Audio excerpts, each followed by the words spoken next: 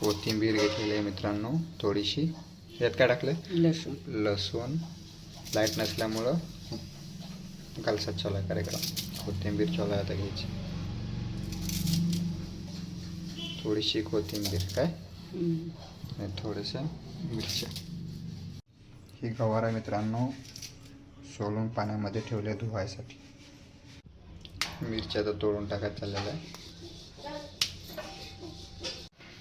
चवीपर्यंत आम्ही मीठ है ना जसं लागेल तसं ना जेवढं लागते तेवढं मीठ घ्यायचं. जिरं पण घेतलं तर मित्रांनो आपल्याला जसं आवडेल तसं. तर चालू झालं आहे मित्रांनो आता मिक्स बारीक करायला. कुटायचा कार्यक्रम चालू झाला आहे. होममेड मित्रांनो झालेलं आता सगळं एकदम बारीक कुटून. बरं चालू केलाय मित्रांनो आणि आपण कढई ठेवलेली आहे आता वरती. शेंग आपण गवार हे केलेलं होते काय म्हणते ते साफ करून ठेवलेलं आहे. आता तिला धुवायचं चाललेलं आहे सगळं मस्तपैकी असं धुत आहे. ते धुल्यानंतर मस्तपैकी अजून चांगल्या पाण्याने धुवायची. मित्रांनो आता एक शेंग टाकायचं चाललंय. धुलेली शेंग आता टाकायचं काम चाललंय.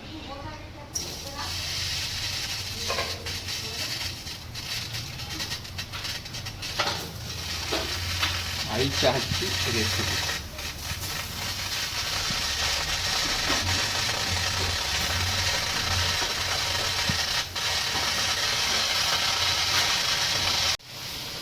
मिक्स करायचं आता. याला काय करायचं आता?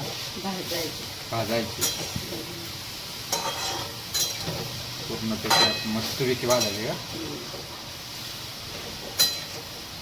किती शेंग बनवणार आहे ना.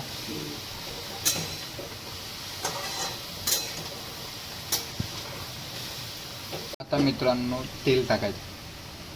तेल टाकायला लागेल जेवढं लागेल तेवढं तुमच्या पद्धतीने टाका. आम्हाला जेवढं लागतं तेवढं आम्ही टाकतो है ना.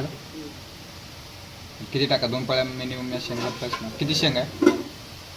अर्धा किलो होती. 3 पळ्या टाकलेल्या आहेत आमच्या शेंगाला.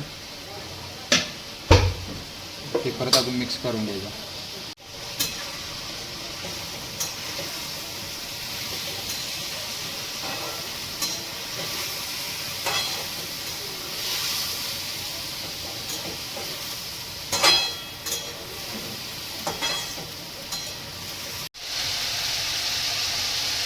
हळद टाकल्यानंतर मिक्स करायचं काम केलं. बघू शकता जबरदस्त. हळद टाकायचं काम चाललं मित्रांनो. जो आपला कुटलेला होता मसाला याच्यामध्ये काय काय होतं? लसूण, जिरं, लसूण, कोथिंबीर, मिरची, ओके मीठ. ते मसाला सगळा टाकलेला होता. म्हणजे मिरचा पूर्ण होतो टाकला. आता थोडंसं वेळात आपली गवार रेडी होणार आहे खाण्यासाठी. ज्यांना ज्यांना आपली रेसिपी आवडते त्यांनी सबस्क्राईब केल्याशिवाय जाऊ नका. कसं आहे बघा भारी आहे का नाही रेसिपी. या हो या लवकर लवकर या खाया. ज्यांना ज्यांना खायचं असेल त्यांनी आपल्याला कॉन्टॅक्ट करा आणि घरी या जेवायला. काय काय लवकरच भेटेल तुम्हाला आपल्या शेंगदाणे टाकायचं. अजून शेंगदाणे टाकायचं. कधी? परत टाकायचं. बघा अजून याच्यात शेंगदाणे टाकायचं. आता हे शिजवून द्यायचे थोडीशी झाकून. तर त्याला त्याला आपण थोडं आपण मस्त गॅस केला कमी आणि आता याला ठेवायचं थोडं घालून आता झाकून. मंडळीनो आता आपलं झाकलेला आहे मस्तपैकी वरचं. तर याला जायचं 10 मिनिटानंतर ओपन करायचं. तर आता उघडले मित्रांनो मस्तपैकी शिजलेली आहे भाजी. शेंग आपली सुकी शेंगनं थोडं थोडं पाणी सोडलेलं आहे मित्रांनो. आता ती आता आटून घ्यायचं पाणी सगळं है ना.